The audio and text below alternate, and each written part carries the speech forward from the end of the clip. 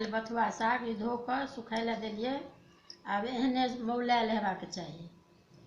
आब एकरा 3-4 गो कम एना कऽ बीछ कऽ से एना केलियै। अभी एना एना कऽ सरिया देबै। ओकरा बाद एना कऽ 4 गो के मूड़ी लऽ कऽ सरिया कऽ ई भऽ गेलै। एना एना कऽ कऽ आ बेसन पहिले बेसन घोरि लिअ। बेसनमे कम मात्रा कमे पानि देबै, जतबे साग रहत ओहि हिसाबसँ।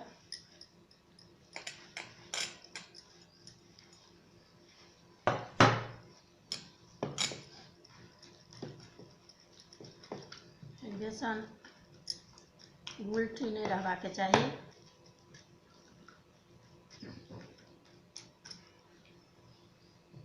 जेना ई भऽ गेलै, बेसन घोरा गेल।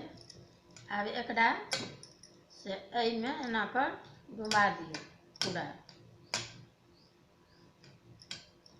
आ ई एना कऽ पकड़ि कऽ बामा हाथे आ ई एना कऽ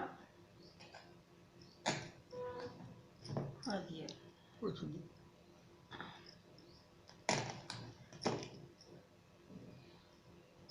भऽ गेलै ई मतलब एहिमे एना कऽ अपन एकटा अथी रखने रहब। आ ई अहिना सबटा कऽ सरिया कऽ 4 गो के मुट्ठी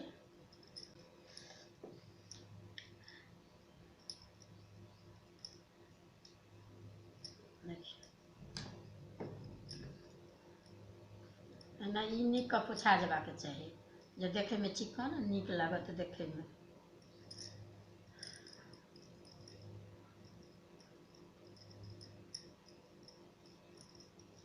अब ई एना कऽ मौलायल छै तऽ ई एनाहु कऽ देबै तऽ एहिमे पिठार धरै छै। आ ओना कच्चामे पिठार नहि पकड़त।